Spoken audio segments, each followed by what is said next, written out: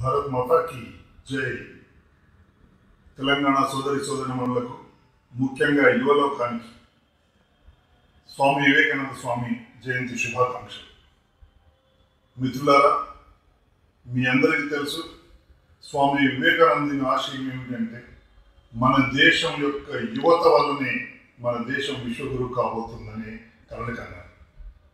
వారి ఉద్దేశంలో మన యువకులందరూ కూడా దేహారోగ్యాన్ని సంపాదించి, కండబలం ఉంటేనే గుండె బలం ఉంటుంది, గుండె బలం ఉంటేనే ఆత్మవిశ్వాసం ఉంటుంది, ఆత్మవిశ్వాసం ఉంటేనే నాయకత్వ లక్షణాలు వస్తాయని విశ్వసించిన స్వామి వివేకానందుని కలలు యువతనే నెరవేర్చాలి. కాబట్టి యువకులందరూ కూడా ఆయురారోగ్యాలతో, దేహారోగ్యంతో క్రీడల్లో పాల్గొని మంచి చురుకుగా ఈ సమాజ నిర్మాణానికి పాల్పడాలి. అంతేకాకుండా వివేకానందుని యొక్క మరొక ఆశయం ఏమిటంటే ఈ దేశ వనరులను ఉపయోగించుకొని ఒక స్థాయికి చెందిన పౌరులందరూ కూడా తమ కంటే కింది స్థాయిలో ఉన్న ప్రజలందరినీ కూడా చేయూతనిచ్చి వాళ్ళని జీవిత స్థాయిని పెంచడానికి తమ వంతు కృషి చేయాలని వివేకానంద గారు కోరారు.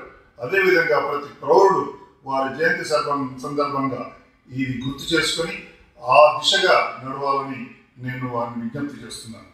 ఈ సందర్భంగా మరొకసారి యువకులకు, సోదరి సోదరులందరికీ కూడా స్వామి వివేకానంద స్వామి పుట్టినరోజు శుభాకాంక్షలు తెలియజేస్తున్నాను. భారత్ మాతాకి జై.